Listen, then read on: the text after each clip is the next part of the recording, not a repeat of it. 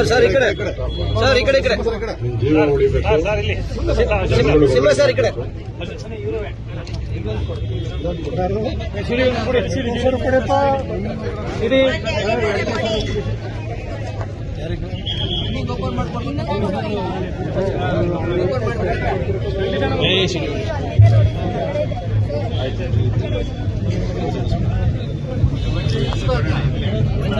ಅಷ್ಟೇ T ನರಸೀಪುರದಲ್ಲಿ BJP ಕಾರ್ಯಕರ್ತರು ಅಂದ್ರೆ ಪಾಕಿಸ್ತಾನದಲ್ಲಿ ಇಂಡಿಯಾದವ್ರನ್ನ ನೋಡ್ತಾರಲ್ಲ ಆ ತರ ಇಲ್ಲಿ ಕಾಂಗ್ರೆಸ್ನವರು ಬಿಜೆಪಿ ಕಾರ್ಯಕರ್ತನ ನೋಡುವಂತ ಪರಿಸ್ಥಿತಿ ಇತ್ತು. ಯಾಕಂದ್ರೆ ನಾವೇನಾದ್ರೂ ಇಷ್ಟು ವರ್ಷಗಳಿಂದ ನಾನು ಪುರಸಭಾ ಸದಸ್ಯನಾಗಿ ಗೆದ್ದಾಗ್ಲಿಂದ ಈ ಟೌನ್ ಒಳಗೆ ನಡೀತಿರ್ತಕ್ಕಂಥ ಅನ್ಯಾಯಗಳನ್ನ, ಸರ್ಕಾರಿ ಕಚೇರಿಗಳಲ್ಲಿ, ಸರ್ಕಾರಿ ಕಟ್ಟಡಗಳಲ್ಲಿ ನಡೆದಿರ್ತಕ್ಕಂಥ ಅನ್ಯಾಯಗಳನ್ನ ನಾವು ವಿರೋಧಿಸಿದಾಗೆಲ್ಲ ನನ್ನನ್ನ ಪಾಕಿಸ್ತಾನದಲ್ಲಿರೋ ಇಂಡಿಯಾದವಂತರನೇ ದೂರ ಇಡ್ತಾವಂತ ಪರಿಸ್ಥಿತಿ ಇತ್ತು. ಇವತ್ತು ನನಗೆ ಬಹಳ ಖುಷಿ ಆಗ್ತಿದೆ.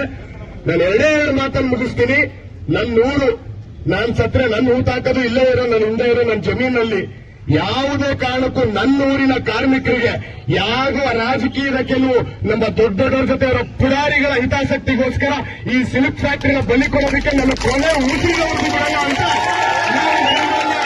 ನಮ್ಮ ವಿರೋಧ ಪಕ್ಷದ ನಾಯಕರ ಮುಂದೆ ಹೇಳ್ಕೊತಾ ಇದ್ದೀನಿ.